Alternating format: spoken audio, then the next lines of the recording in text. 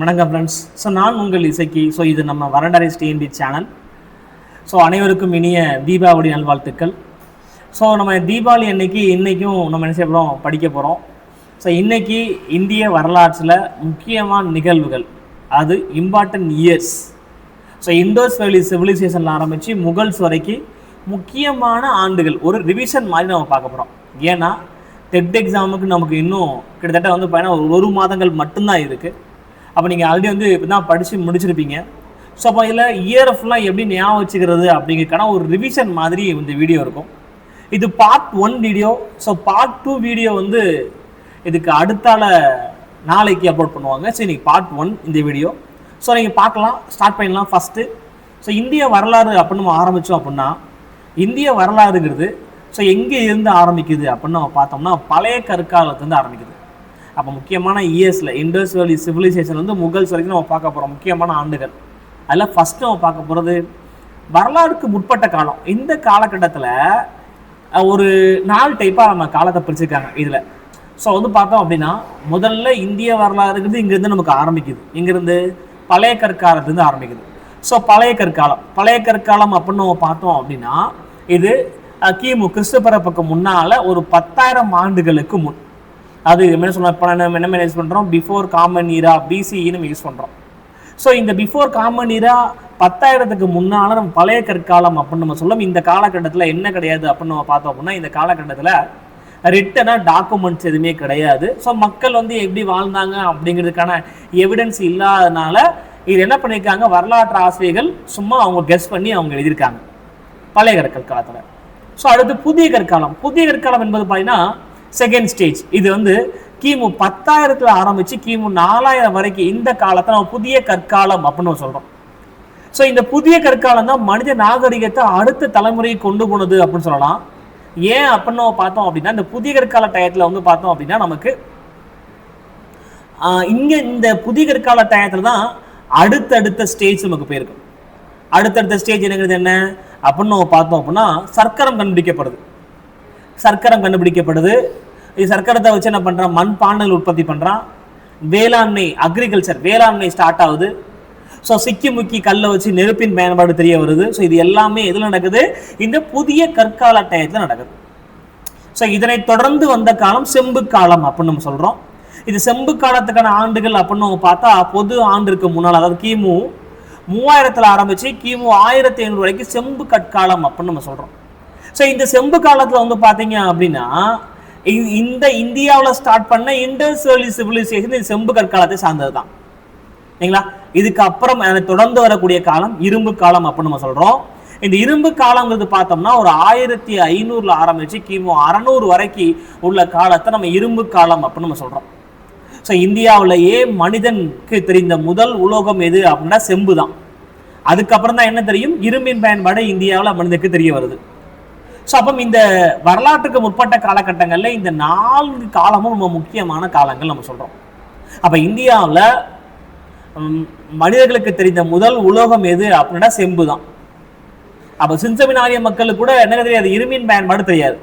இந்தியாவில் இரும்பின் பயன்பாடுங்கிறது வேதகால மக்கள் தான் நமக்கு தெரியும். ஓகேவா? இது முக்கியமான இயர்ஸ் வரலாற்றில் உள்ள கற்காலகட்டத்தில், சரிங்களா?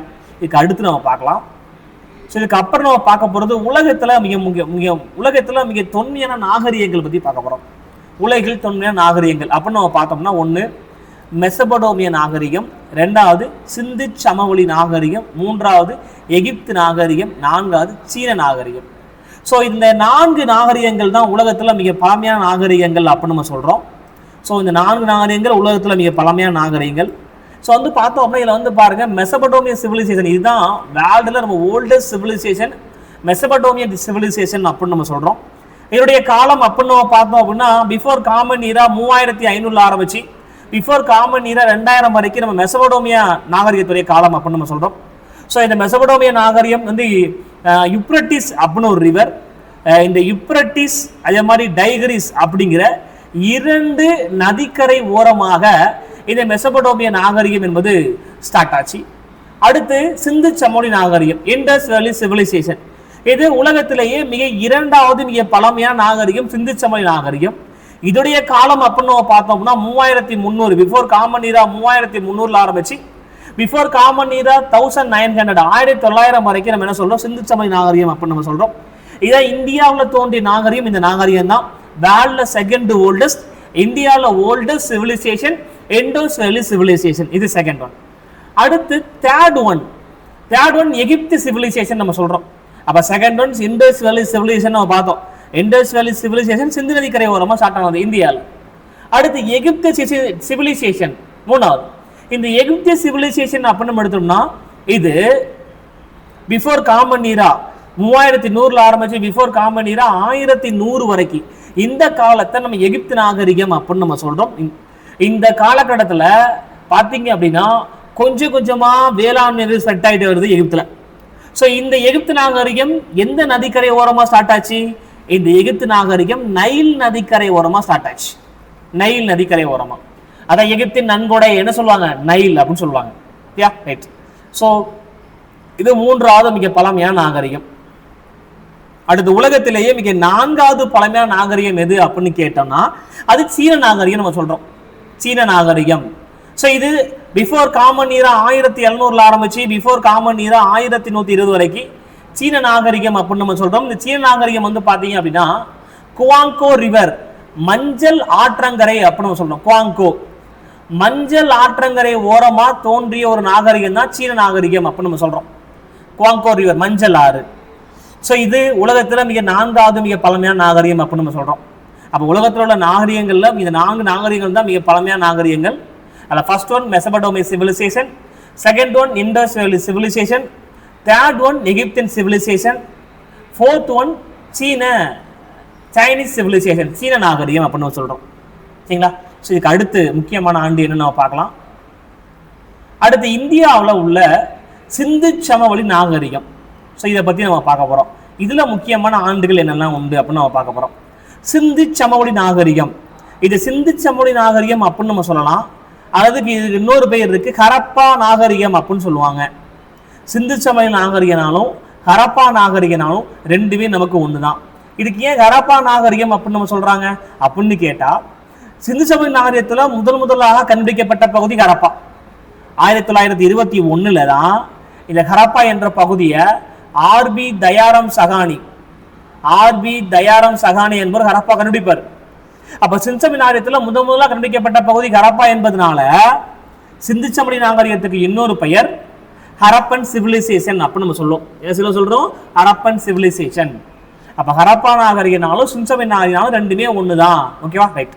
ஸோ இதுல வந்து பாருங்க, இந்த சிந்து சமவெளி நாகரிகத்தை இந்த கால அளவை பொறுத்து மொத்தம் 3 பகுதியாக நம்ம பிரிக்கலாம். அப்போ சிந்து சமவெளி நாகரிகத்தில் கால அளவை பொறுத்து மொத்தம் எத்தனை பாட்டா பிரிக்கலாம்? 3 பகுதியாக நம்ம பிரிக்கலாம். First one early Harappan period, தொடக்க கால ஹரப்பா காலம் அப்படின்னு நம்ம சொல்றோம். இது தொடக்க கால ஹரப்பா காலத்தை பொறுத்தவரை பிஃபோர் காமன் ஈரா 3000 ஆரம்பிச்சு பிஃபோர் காமன் ஈரா 2600 வரைக்கும் இந்த காலம் தொடக்க கால ஹரப்பா காலத்தை சார்ந்தது. அடுத்து 2வது ஸ்டேஜ் சிந்து சமவெளி நாகரிகத்துல முதிர்ச்சி அடைந்த ஹரப்பா.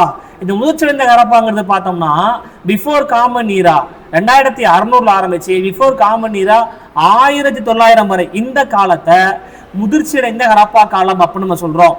அடுத்து 3வது பிற்கால ஹரப்பா. இந்த பிற்கால ஹரப்பாங்கிறது பார்த்தோம் அப்படின்னா பிஃபோர் காமன் ஈரா 1900 ஆரம்பிச்சு பிஃபோர் காமன் ஈரா 1700 வரைக்கும் இந்த காலத்தை பிற்கால ஹரப்பா காலம் அப்படின்னு நம்ம சொல்றோம். அப்போ சிந்து சமவெளி நாகரிகத்துடைய கால அளவு எத்தனை பாட்டா பிரிக்கிறாங்க? 3 பகுதியாக அமைச்சுறாங்க, பிரிக்கிறாங்க. ஓகேவா? சரி, ரைட். இதான் சிந்து சமவெளி நாகரிகத்துல முக்கியமான ஆண்டுகள் இதுதான். அடுத்து நினைச்சு பார்க்கலாம். அடுத்து வேதிக் பீரியட், வேத காலம். வேத காலத்துல முக்கியமான ஆண்டுகள் இதெல்லாம் நம்ம பார்க்க போறோம். வேதிக் சிவிலைசேஷன், வேத கால நாகரிகம். வேதிக் சிவிலைசேஷன், வேத கால நாகரிகம். ஸோ இந்த வேத கால நாகரிகத்தை பொறுத்தெல்லாம் பார்த்தோம் அப்படின்னா இதுக்கு வேதம் அப்படின்னு ஏன் பேரு, வேத காலம் நாகரிகம் அப்படின்னு நம்ம ஏன் சொல்றோம்? வேதங்கள் துவக்கப்படும் போது இந்த நாகரிகம் ஸ்டார்ட் ஆனதுனால இதுக்கு பேர் வேதகால நாகரிகம் அப்படின்னு நம்ம சொல்றோம். இந்த வேதகால நாகரிகத்தை பொறுத்தவரை மொத்தம் 2 பகுதியாக இந்த வேதகால நாகரிகத்தை பிரிக்கலாம். ஒன்று ஏர்லி வேதிக் பீரியட், ஸோ முன் வேத காலம், அல்லது இன்னொரு பேர் ரிக் வேதிக் பீரியட், ரிக் வேத காலம் அப்படின்னு நம்ம சொல்றோம். ஓகேவா? ஸோ வேத காலத்தை பொறுத்தவரை பார்த்தோம், வேத காலத்தை மொத்தம் 2 பார்ட்டா பிரிக்கலாம். ஒன்று ஏர்லி வேதிக் பீரியட், இன்னொன்று லேட்டர் வேதிக் பீரியட். ஸோ லேட்டர் வேதிக் பீரியட் அப்படின்னு நம்ம 2 பார்ட்டா சொல்லலாம் பிரிக்கலாம். காமனா அந்த வேத காலத்துடைய காலம் அப்படின்னு நம்ம கேட்டோம் அப்படின்னா, காமனா வேத காலத்துடைய காலம் 1500 ஆரம்பிச்சு, அதாவது பிஃபோர் காமன் நீரா 1500 ஆரம்பிச்சு பிஃபோர் காமன் நீரா 600 வரைக்கும் வேத கால நாகரிகம் கூட காலம். ஸோ இந்த காலகட்டத்தில் ஆரியர்கள் இந்தியாவில் வாழ்ந்தாங்க. இந்த வேத காலகட்டத்தை தான் நம்ம 2 பகுதியாக நம்ம பிடிக்கிறோம். ஒன்று ஏர்லி வேதிக் பீரியட், தொடக்க கால வேத கால நாகரிகம், அல்லது இன்னொரு பெயர் இருக்கு ரிக் வேத கால நாகரிகம் அப்படின்னு நம்ம சொல்றோம். தென் லேட்டர் வேதிக் பீரியட், பின் வேத காலம் அப்படின்னு நம்ம 2 படா பிடிக்கலாம். இல்ல முன்வேத காலத்துடைய பீரியட் நம்ம பார்த்தோம்னா பிஃபோர் காமன் ஈரா 1500 ஆரம்பிச்சு பிஃபோர் காமன் ஈரா 1000 வரைக்கும் ஏலிக் வேதிக் பீரியட், முன் வேத கால நாகரிகம் அப்படின்னு நம்ம சொல்றோம். தென் பிஃபோர் காமன் ஈரா 1000 ஆரம்பிச்சு பிஃபோர் காமன் ஈரா 600 வரைக்கும் லேட்டர் வேதிக் பீரியட், பின் வேத காலம் அப்படின்னு நம்ம சொல்றோம். ஸோ இந்த வேதங்கள் துவக்கப்படுது, இது எல்லாமே இந்த வேத காலகட்டத்தில் நடக்குது. இந்த வேத காலத்தில் இந்தியாவில் வாழ்ந்தவங்க தான் யாரு? ஆரியர்கள். ஓகேவா, ரைட். அடுத்து நம்ம நெக்ஸ்ட் பார்க்கலாம். அடுத்த முக்கியமான ஆண்டுகள் பார்த்தோம் அப்படின்னா, இந்தியாவில் அலெக்சாண்டர் இந்தியாவின் மீது படையெடுத்து வர்றார். அலெக்சாண்டர் உடைய இந்திய படையெடுப்பு. ஸோ இது எந்த வருஷம் நடக்குது? பிஃபோர் காமன் ஈரா. பிஃபோர் காமன் ஈரா 326ல் அலெக்சாண்டர் இந்தியா மீது படையெடுத்து வர்றார். அப்போ அலெக்சாண்டர் இந்தியாவில் படையெடுத்து வர்றாரு. முக்கியமா இந்த அலெக்சாண்டர் இந்தியாவில் அவருடைய முக்கியமான போர் என்ன போர்? ஹைடாஸ்பஸ் போர் கேட்பாங்க. அலெக்சாண்டருடைய முக்கியமான போர் என்ன போர்? ஹைடாஸ்பஸ் போர். இந்த ஹைடாஸ்பஸ் போர்ல யாரை வீழ்த்துறாரு அப்படின்னு கேட்டா, அலெக்சாண்டர் இந்தியாவில் ஆட்சி பண்ண குறிப்பாக 2 பேருக்கு இடையே போர் நடக்கும். சரிங்களா? ஸோ இந்த ஹைடாஸ்பஸ் போர் ரொம்ப முக்கியமான போர். அலெக்சாண்டர் ஏற்ற ஒரே இந்திய மன்னன் போரஸ் என்ற புருஷோத்தமன். இந்த போரஸ்க்கும் அலெக்சாண்டருக்கும் இடையில ஹைடாஸ்பஸ் போர் நடக்கும். இந்த ஹைடாஸ்பஸ் போர் இதுல யார் வெற்றி பெறுவானா? போரஸ் தோத்துருவாரு, அலெக்சாண்டர் வெற்றி பெறுவாரு. சரிங்களா? அப்ப அலெக்சாண்டரோட இந்திய படையெடுப்பு 326. அடுத்த மிக முக்கியமான ஆண்டு மௌரிய ஆட்சியை சந்திரகுப்த மௌரிய ஸ்டார்ட் பண்ண இயர் பிஃபோர் காமன் ஈரா 321. ஸோ பிஃபோர் காமன் ஈரா 321 தான் சந்திரகுப்த மௌரியர் மௌரிய பேரரசை ஸ்டார்ட் பண்றாரு. ஏன் ஸ்டார்ட் பண்றாரு? மௌரிய பேரரசை என்ன பண்றாரு? ஸ்டார்ட் பண்றாரு. அப்ப மௌரிய பேரரசை தோற்றுவிச்சார்னு கேட்டா யார் ஆன்சர் நம்ம பண்ணணும்? சந்திரகுப்த மௌரியர் அப்படின்னு ஆன்சர் பண்ணணும். அப்ப இதை தோற்றுவித்த சந்திரகுப்த மௌரியர். சந்திரகுப்த மௌரியருக்கு அப்புறம் நெக்ஸ்ட் யார் வரா அப்படின்னு நம்ம பார்த்தோம் அப்படின்னா, பிந்துசாரர் வரார். யார் வரா? பிந்துசாரர். அடுத்த ஆட்சிக்கு வந்த மன்னனுடைய பேர் பிந்துசாரர். ஃபர்ஸ்ட் யார் ஆட்சி பண்றா? சந்திரகுப்த மௌரியர் ஆட்சி பண்றாரு. இவர்தான் மௌரிய பேரரசை தோற்றுவித்தவர் சந்திரகுப்த மௌரியர். அதுக்கப்புறம் யார் வரா? பிந்துசாரர் வரார். பிந்துசாரருக்கு அப்புறம் அருணிக்கு வந்த மன்னன் யாரு? அசோகர். மௌரிய பேரரசில் மிக சிறந்த மன்னன் யார் தான்? அசோகர் தான் சிறந்த மன்னன். அசோகருக்கு அப்புறம் கடைசியால் ஆட்சி பண்ண மன்னனுடைய பேரு பிருகத்திரதன். யாரு கடைசி ஆட்சி பண்றா? பிருகத்திரதன் ஆட்சி பண்றாரு. அப்ப சந்திரகுப்த மௌரியர், பிந்துசாரர், அசோகர், பிருகத்திரதன். ஸோ இந்த 4 மன்னரோட மௌரிய பேரரசு முடிவு பெறுது. Okay, right. அதுக்கு அடுத்து நெக்ஸ்ட் அசோகரின் ஆட்சி காலம் கேட்டாங்கன்னா, அசோகரின் ஆட்சி காலம் எந்த வருஷம் அப்படின்னு கேட்டா பிஃபோர் காமன் ஈரா 232 அசோகருடைய ஆட்சி காலம். அடுத்து சக வருடம். அது சக ஆண்டு எப்போ அப்படின்னா காமன் ஈரா 78. அதாவது பொது ஆண்டு 78 தான். நம்ம என்ன சொல்றோம்? பொது ஆண்டு 78 தான் சக ஆண்டு அப்படின்னு நம்ம சொல்றோம். சகாப்தம் அல்லது சக வருடம் அப்படின்னு நம்ம சொல்றோம் 78.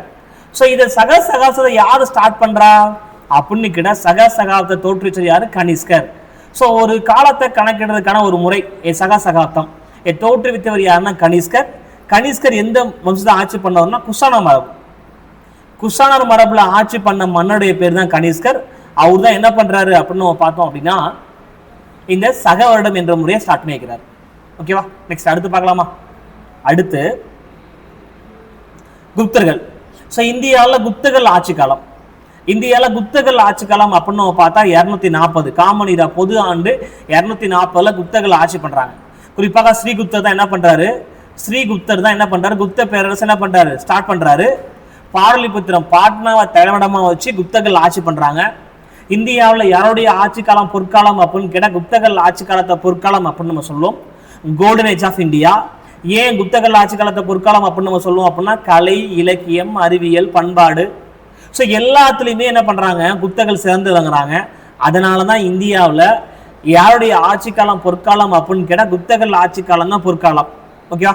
ஸோ அந்த குப்தர்கள் 240 என்ன பண்றாங்க? பொது ஆண்டு 240 தன்னுடைய ஆட்சி என்ன பண்றாங்க? ஸ்டார்ட் பண்றாங்க. அதுக்கு அடுத்து மிக முக்கியமான இயர் பொது ஆண்டு காமன் இயர் 606. ஹர்ஷர் என்ன பண்றாரு, ஆட்சி அறிய நிலை ஏறுறாரு ஹர்ஷர். சரிங்களா, ஹர்ஷர் ஆட்சி அறிய ஏறிய ஆண்டு 606.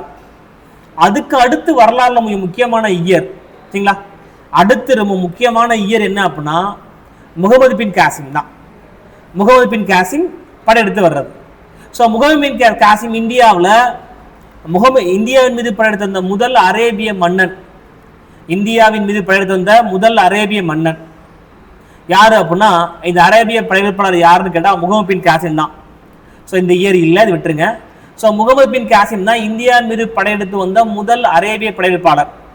ஸோ அவர் இந்தியாவில் படையெடுத்து வராரு.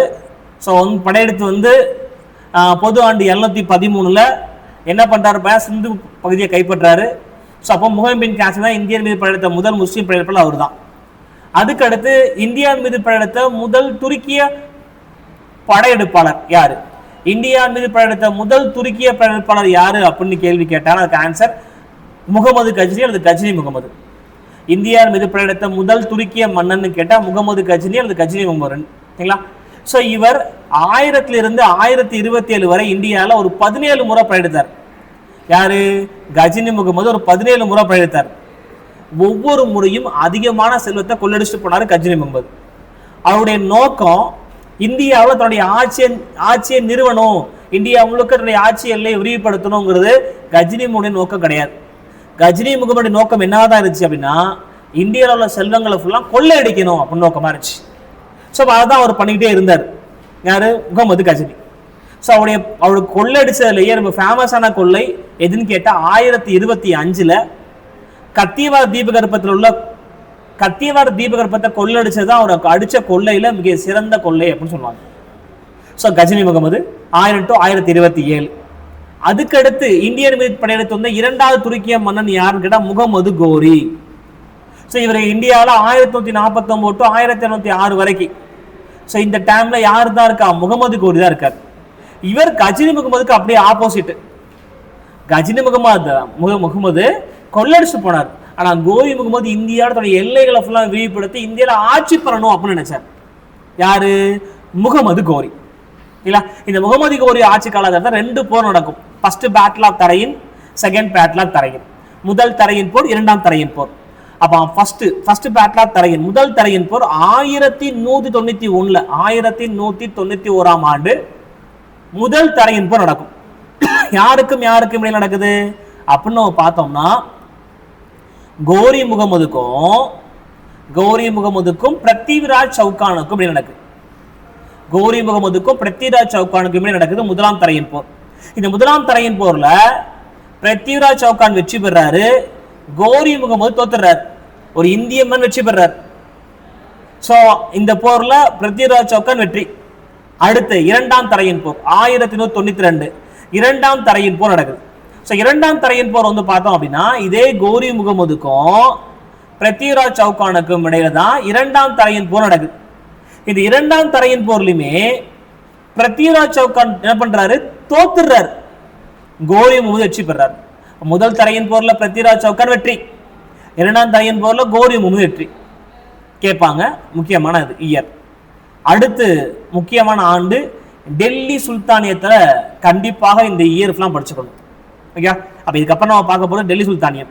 இப்போ இந்தியாவில் டெல்லி சுல்தானியம் அப்படின்னு நம்ம சொல்லுவோம். ஸோ 1206 ஆரம்பிச்சு 1526 வரை கிட்டத்தட்ட ஒரு 320 ஆண்டுகள் டெல்லியை தலைமையிடமா வச்சு சுல்தான்கள் ஆட்சி பண்ணாங்க. ஸோ அதனால இதுக்கு பேர் டெல்லி சுல்தானியம் அப்படின்னு நம்ம சொல்லுவோம். கிட்டத்தட்ட ஒரு 5 மரபுகள் ஆட்சி பண்ணாங்க. ஃபர்ஸ்ட் மரபு அடிமை வம்சம் அப்படின்னு நம்ம சொல்லுவோம், அல்லது மாம்லுக் வம்சம் அப்படின்னு நம்ம சொல்லுவோம், அடிமை வம்சம். 2வது கில்ஜி வம்சம், 3வது துக்ளக் வம்சம், 4வது சயது வம்சம், 5வது லோடி வம்சம். இந்த 5 மரபுகள் என்ன பண்ணாங்க, டெல்லிதான்கள் ஆட்சி பண்ணாங்க. கிட்டத்தட்ட வந்து பார்த்தீங்கன்னா 1206 ஆரம்பிச்சு 1226 வரை கிட்டத்தட்ட ஒரு 320 வருஷம் அவங்க ஆட்சி பண்ணாங்க. இந்த 5 மரபு இதை ஞாபகம் ஒரு சின்ன சாகர் ஞாபகம் வச்சுங்க. எப்படி ஞாபகம் வச்சுங்க, ஒரு சாகர் சொல்ற ஞாபகம் வச்சுங்க. அடிச்சு கிழிச்சு துவைச்சி சைக்கிள்ல லோடி ஏற்றுறோம் ஞாபகம் வச்சுங்க. ஷார்ட்கட், அடிச்சு கிழிச்சு துவைச்சி சைக்கிள்ல லோடி ஏற்றுறோம் அப்படின்னு ஞாபகம் வச்சுங்க. அடிச்சு என்பது அடிமை வம்சம், கிழிச்சி என்பது கில்ஜி வம்சம், துவைக்கிறோம் துக்ளக் வம்சம், சைக்கிள்ல சையது வம்சம், லோடி ஏத்துறோம் லோடி வம்சம். அப்ப அடிச்சு கிழிச்சு துவைச்சு சைக்கிள்ல லோடி ஏத்துறோம் வச்சுங்க, அடிமை கிழிச்சி துக்ளக் சையது லோடி வம்சம். ஸோ இதுல அடிமை வம்சம் இவங்க எந்த வருஷத்துக்கு ஆட்சி பண்ணாங்க அப்படின்னு நம்ம பார்த்தா 1206 ஆரம்பிச்சு 1290 வரை 84 ஆண்டுகள் அடிமை வம்சம் இந்தியாவில் ஆட்சி பண்றாங்க. அடுத்து கில்ஜி வம்சம் எவ்வளவு வருஷம் ஆட்சி பண்றாங்க? கில்ஜி வம்சம் 1290 ஆரம்பிச்சு 1320 வரைக்கும் 30 வருஷம் என்ன பண்றாங்க? கில்ஜி வம்சம் ஆட்சி பண்றாங்க. அடுத்து துக்ளக் வம்சம் பாத்தீங்க அப்படின்னா 1320 ஆரம்பிச்சு 1414 வரைக்கும் 94 வருடங்கள் துக்ளக் வம்சம் ஆட்சி பண்றாங்க. அடுத்து சையது வம்சம் பாத்தீங்கன்னா 1414 ஆரம்பிச்சு 1451 வரை கிட்டத்தட்ட 37 ஆண்டுகள் சையது வம்சம் இந்தியாவில் ஆட்சி பண்றாங்க. கடைசியாக லோடி டைனாசிட்டி லோடி வம்சம் 1451 தொடங்கி 1726 வரை 75 ஆண்டுகள் யார் ஆட்சி பண்றா? லோடி வம்சம் இந்தியாவில் என்ன பண்றாங்க? ஆட்சி பண்றாங்க. அப்ப இந்தியாவில் கிட்டத்தட்ட ஒரு 5 மரபுகள் ஆட்சி பண்றாங்க. ஒரு 320 வருஷம் என்ன பண்றாங்க? ஆட்சி பண்றாங்க. அப்ப டெல்லி சுல்தானியத்துல இந்த ஆர்டர் நமக்கு ரொம்ப ரொம்ப முக்கியம்பா. அதே மாதிரி எந்த வருஷம் எந்த வருஷம் ஆட்சி பண்ணாங்க ரொம்ப முக்கியம். இல்ல அதிக காலம் யார் ஆட்சி பண்ணாங்க, கொஞ்ச காலம் யார் ஆட்சி பண்ணாங்கன்னு கேட்பாங்க. இல்ல அதிக காலம் ஆட்சி பண்ணது துக்ளக் வம்சம் ஆட்சி பண்ணுச்சு. மிக குறைவான காலம் ஆட்சி பண்றது யாருன்னு கேட்டா கில்ஜி வம்சம் ஆட்சி பண்ணுச்சு 30 வருஷம். ஓகே, அதிக துக்ளக் வம்சம் 94 ஆண்டுகள், கம்மி 30 ஆண்டுகள் கில்ஜி வம்சம் ஆட்சி பண்ணாங்க. ஓகே ரைட், இதான் டெல்லி சுல்தானத்துல முக்கியமான ஆண்டுகள் கேட்கலாம். ஓகே, அடுத்து நெக்ஸ்ட் பார்க்கலாம். அடுத்து முகலாய பேரரசுப்பா, முகலாய பேரரசு. ஸோ முகலாயர்கள் பேரரசை பொறுத்தவரை பார்த்தா இந்தியாவில் முகலாயர்கள் ஆட்சிங்கிறது 1826 தொடங்கி 1857 வரைக்கும் முகலாயர்கள் இந்தியாவில் ஆட்சி பண்ணாங்க. ஸோ முதல்ல பார்த்தீங்கன்னா இந்த முகலாய பேரரசை பாபர் இந்தியாவில் ஸ்டார்ட் பண்ணுவார். அதுல தொடங்கி கடைசி அரசர் 2ஆம் பகதூர் ஷா வரைக்கும் என்ன பண்றாங்க? ஆட்சி பண்றாங்க முகலாயர்கள்.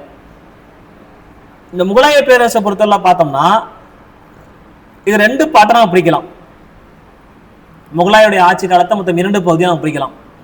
ஒன்னு முற்கால முகலாய பேரரசு, இன்னொன்னு பிற்கால முகலாய பேரரசு. Early Mughals emperor then later Mughals emperor.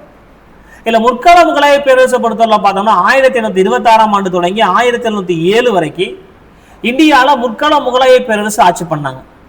So மொத்தம் ஒரு 6 மன்னர்கள் ஆட்சி பண்றாங்க. மிகப்பெரிய பேரரசு ஒரு 6 பேர் ஆட்சி பண்றாங்க. அடுத்து பிற்கால முகலாய பேரரசுங்கிறது 1807 ஆண்டு தொடங்கி 1857 ஆண்டு வரைக்கும் பிற்கால முகலாயர்கள் என்ன பண்றாங்க? ஆட்சி பண்றாங்க. இந்த முற்கால முகலாயர்கள்ல ஒரு 6 அரசர்கள் ஆட்சி பண்றாங்க. இந்த 6 பேருமே பேரரசர்கள் அப்படின்னு நம்ம சொல்றோம். இல்ல ஃபர்ஸ்ட் பாருங்க, பாபர் அவர் தான் இந்தியாவில் முகலாய பேரரசை தோற்றுவிச்சவர். பாபர் தான் 1826 ஆண்டு தொடங்கி 1830 ஆண்டு வரை பாபர் ஆட்சி பண்றாரு. பாபரை தொடர்ந்து இந்தியாவில் அதுக்கப்புறம் முகலாய பேரரசை யார் ஆட்சி பண்றா? ஹுமாயூன் ஆட்சி பண்றாரு. ஸோ ஹுமாயூன் 1830 தொடங்கி 1840 வரைக்கும் ஆட்சி பண்ணுவார். திரும்ப 1855 தொடங்குவார். திரும்ப 1856 வரைக்கும் அவர் ஆட்சி பண்ணுவார். இடையில ஒரு 15 வருஷம் முகலாயர்கள் ஆட்சியே இருக்காது இந்தியாவில். சூர் டைனாஸ்டி இருக்கும், செசாசூர் ரூல் பண்ணுவார். அப்போ 1830 to 1840, 1855 to 1856 யார் ஆட்சி பண்றது? ஹுமாயூன் ஆட்சி பண்றது. ஹுமாயூனுக்கு அப்புறம் அன்னைக்கு யார் வரா? அக்பர் வராரு. 1856 ஆண்டு தொடங்கி 1805 ஆண்டு வரைக்கும் அக்பர் ஆட்சி பண்றாரு. அக்பருக்கு அப்புறம் அன்னைக்கு வரக்கூடிய மன்னன் யாரு? ஜஹாங்கீர் வராரு. ஜஹாங்கீர் பார்த்தோம் அப்படின்னா 1205 ஆரம்பிச்சு 1227 வரைக்கும் ஜஹாங்கீர் ஆட்சி பண்றாரு. ஜஹாங்கீருக்கு அப்புறம் அன்னைக்கு வருது யார் வரா? ஷாஜகான் வராரு.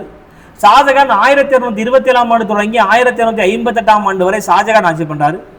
இந்தியாவில் முகலாய பேரரசர் யாருடைய ஆட்சி காலம் பொற்காலம் அப்படின்னு கேள்வி கேட்டா ஷாஜகானின் ஆட்சி காலம் பொற்காலம் அப்படின்னு சொல்லுவாங்க. கோல்டன் ஏஜ் ஆஃப் முகல்ஸ் எம்பரர்னு கேட்டா ஷாஜகான் பீரியட் தான். அதுக்கடுத்து அவுரங்கசீப்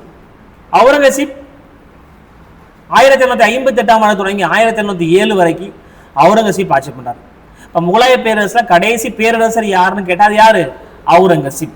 ஓகே, கடைசி பேரரசர் அப்படின்னு கேட்டா இதெல்லாம் முற்கால முகலாய பேரரசுல ஆட்சி பண்ணவங்க. தென் பிற்கால முகலாய பேரரசுல 1ஆம் பகதூர் ஷா தொடங்கி கடைசி மன்னன் 2ஆம் பகதூர் ஷா வரைக்கும் பிற்கால முகலாயர்கள் இந்தியாவில் ஆட்சி பண்ணாங்க. ஓகேவா, இது முக்கியமான இயர்ஸ்.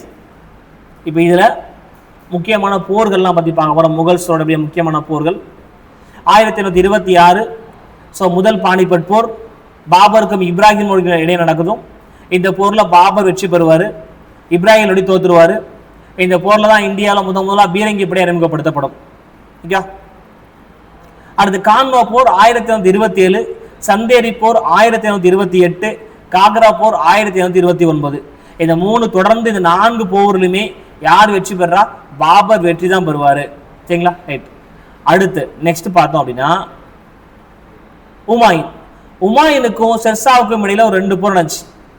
அந்த போர் பார்த்தலாமா? உமாயினுக்கு ஷெர்ஷாவுக்கும் இடையில 1839 சௌசா போர், 1840 கன்னோஜ் போர் அல்லது பில்கிராம் போர்.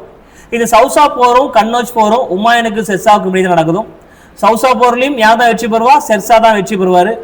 அதே போல பார்த்தீங்கன்னா கன்னோஷி போர் அல்லது அந்த போருக்கு இன்னொரு பேர் பில்கிராம் போர். இந்த போர்லையும் ஷெர்ஷா தான் வெற்றி பெறுவார். இந்த போர் ஷெர்ஷாவுக்கும் உமாயினுக்கும் இடையே நடக்கும். உமாயின் 2 போர்லையுமே தோத்துருவாரு. ரைட். அடுத்து பார்க்கலாம். அடுத்து 2ஆம் பானிபட் போர் 1856.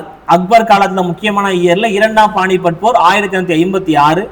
2ஆம் பானிபட் போர்ல அக்பர் வெற்றி பெறுவாரு, ஹெமு தோத்துருவாரு. அக்பருக்கும் ஹெமுக்கும் இடையில 2ஆம் பானிபட் போர் நடக்கும். அக்பர் வெற்றி பெறுவாரு, ஹெமு தோத்துருவாரு. அதுக்கடுத்து ஜெசியா வரி. ஜெசியா டாக்ஸ் என்ன? நான் முஸ்லீம், முஸ்லீம் அல்லாதவர் மீது விதிக்கப்படக்கூடிய வரி தான் நம்ம ஜெசியா வரி நம்ம சொல்றோம். ஸோ 1564 இந்துக்கள் மீது விதிக்கப்பட்ட ஜெசியா வரியை யார் நீக்கிறா? அக்பர் நீக்கிறாரு. 1564 இந்துக்கள் மீது விதிக்கப்பட்ட ஜெசியா வரியை அக்பர் நீக்கிறார். அடுத்து 1571. 1571 அக்பர் என்ன பண்றாரு? பதேபூர் சிக்ரி உருவாக்குறாரு. பதேபூர் சிக்ரி உருவாக்குறாரு. ஸோ அதுக்கு அடுத்து 1576 மேவார் மன்னன் ராணா பிரதாப் சிங் அக்பர் என்ன பண்றாரு? தோத்து போறாரு. ஹால்டிகாட் போர்னு ஒரு போர் நடக்கு. அந்த போர்ல ராணா பிரதாப் சிங்க அக்பர் வீழ்த்திடுறாரு 1576. அடுத்த முக்கியமான ஆண்டு 1882 தீனிலாகி என்ற புதிய சமயத்தை அக்பர் உருவாக்குறாரு. ஸோ இது ஒரு பொதுவான ஒரு மதம். தீனிலாகிங்கிற ஒரு பொதுவான ஒரு மதம். இந்த பொதுவான மதத்தை யார் உருவாக்குறா? இந்த பொதுவான மதத்தை அக்பர் உருவாக்குறாரு 1582. ஓகேவா? ரைட். அடுத்து 1531 அடுத்த முக்கியமான இயர்ல 1631 ஷாஜகானுடைய மனைவி மும்தாஜ் இறங்குறாங்க. அவங்க ஞாபகார்த்தமா தாஜ்மஹால் கட்டப்படுது. ஷாஜகான் கட்ட ஆரம்பிக்கிறாரு. இதில் பார்த்தோம் அப்படின்னா ஸோ ஷாஜகான் கட்டக்கலையின் இளவரசர், பொறியாளர்களின் பேரரசர் என்று அழைக்கப்படுவதற்கு முக்கியமான காரணம் அவர் உருவாக்குன தாஜ்மஹால் தான். அதுக்கு அடுத்து ஆங்கிலேயர்கள் என்ன பண்றாங்க? சென்னையில் புனித ஜார்ஜ் கோட்டை கட்டுறாங்க. எந்த ஆண்டு? 1839 சென்னையை விலைக்கு வாங்கி 1840 தான் புனித ஜார்ஜ் கோட்டை என்ன பண்றாங்க? சென்னையில கட்டுறாங்க. அடுத்த அடுத்த முக்கியமான ஆண்டு 1764 ஆண்டு சிவாஜி மராத்திய மன்னனாக அரியணை ஏறிய ஆண்டு. 1664 சிவாஜி மராத்திய மன்னனாக அரியணை ஏறிய ஆண்டு. அடுத்த 1666 குரு கோவிந்த சிங் பிறந்த ஆண்டு. ஸோ இந்த குரு கோவிந்த் சிங் பிறந்த ஆண்டு 1666 ரொம்ப முக்கியமான இயர். ஸோ சீக்கிய மதத்தை பொறுத்த நமக்கு தெரியும். சீக்கிய மதத்தை தோற்றுவிச்சது யாரு? சீக்கிய மதத்தை தோற்றுவிச்சது யாரு? சீக்கிய மதத்தை தோற்றுவித்தவர் குருநானக் தோற்றுவிச்சாரு. குருநானக் சீக்கிய மதத்தை தோற்றுவிச்சாரு. இதுல 5ஆம் சீக்கிய குரு யாரு? குரு அர்ஜுன் தேவ். இந்த குரு அர்ஜுன் தேவ் தான் 5ஆம் சீக்கிய குரு. இல்ல 1ஆம் சீக்கிய குரு தான் யாரு? குரு தேஜ் பகதூர். இந்த குரு தேஜ் பகதூர் தான் 1ஆம் சீக்கிய குரு. இவர் 1275ஆம் ஆண்டு 1ஆம் சீக்கிய குருவான குரு தேஜ் பகதூரை அவுரங்கசீப் கொன்னுறாரு. அப்படி குரு தேஜ் பகதூர் அவுரங்கசீப் கொன்னதுனால அவருடைய பையன் குரு கோவிந்த சிங் என்ன பண்றான்? 1699 கால்சா என்ற ஒரு படைப்பிரிவை உருவாக்குறான். இந்த கால்சா என்ற படைப்பிரிவு எதற்காக? சீக்கியர்களை ஃபுல்லாத்தையுமே ஒருங்கிணைச்சு யாருக்கு எதை ஒருங்கிணைக்கிறாங்க? சீக்கியர்களை எல்லாத்தையுமே மராத்தியர்கள் அதாவது முகலாயர்களுக்கு எதிராக சீக்கியர்களை ஃபுல்லாத்தையுமே ஒருங்கிணைக்கிறது யார் ஒருங்கிணைக்கிறான்? குரு கோவிந்த் சிங் ஒருங்கிணைச்சு கால்சா என்ற படைப்பிரிவை உருவாக்குறாங்க முகலாயர்களுக்கு எதிராக. அடுத்து 1807 அவுரங்கசீப் என்ன பண்றாரு? இறந்துடுறாரு. அடுத்து 1808 குரு கோவிந்த் சிங் என்ன பண்றாரு? இறந்துடுறாரு. அதுக்கு அடுத்து நெக்ஸ்ட் பார்க்கலாம். அடுத்த முக்கியமான ஆண்டுகள் அப்படின்னு நம்ம பார்த்தோம் அப்படின்னா, ஸோ இந்தியாவில் பாருங்க, குரு கோவிந்த் சிங் இறந்த ஆண்டு 1808. அதோட குரு கோவிந்த் சிங் இறந்துடுறாரு. அப்போ இந்தியாவில் சீக்கிய மதத்தை பொறுத்தவரை முதல் குரு யாருன்னு கேட்டால், முதல் குரு சீக்கிய மதத்தில் முதல் குரு குரு நானக். இல்லை 5ஆம் சீக்கிய குரு யாரு? குரு அர்ஜுன் தேவ். இல்லை 9ஆம் சீக்கிய குரு யாரு? குரு தேஷ் பகதூர். அடுத்து இதில் கடைசி 10ஆம் சீக்கிய குரு குரு கோவிந்த் சிங். சரிங்களா? ஸோ இதோட முதல்ல முகல்ஸ் காலத்தில் நடக்குது. இப்போ கடைசி நம்ம பார்க்க போகிறோம் முகலாயர்கள் பேரரசு எப்படி முடியுதுன்னு நம்ம பார்க்க போகிறோம். முகலாய பேரரசு என்ன படித்தோம்? 1826 ஸ்டார்ட் ஆகுது. ஸோ பாபர் தான் என்ன பண்ணுறாரு? முகலாய பேரரசு என்ன பண்ணுறாரு? ஸ்டார்ட் பண்ணுறாரு. 1826 தொடங்கி 1807 வரைக்கும், அது 1807 அவுரங்கசீப் ஆட்சி காலம் வரைக்கும். ஸோ அவுரங்கசீப் ஆட்சி காலம் வரைக்கும் நமக்கு வந்து முகலாயர்கள் இந்தியாவில் ஆட்சி பண்ணுறாங்க. அப்போ 1826 இருந்து ஆரம்பிச்சு 1826 ஆரம்பிச்சு 1800 பார்த்தோம்னா 1807 வரைக்கும் 1807 வரைக்கும் முகலாய பேரரசு ஆட்சி இந்தியாவில் நடக்குது. யாருடைய ஆட்சி நடக்குது? முகலாய பேரரசு ஆட்சி இந்தியாவில் நடக்குது. அதுக்கப்புறம் தான் என்ன ஆகுது அப்படின்னு நம்ம பார்த்தோம் அப்படின்னா, இந்தியாவில் முகலாயர்கள் ஆட்சிங்கிறது நடக்குது. அப்போ முகலாய பேரரசு ஆட்சிங்கிறது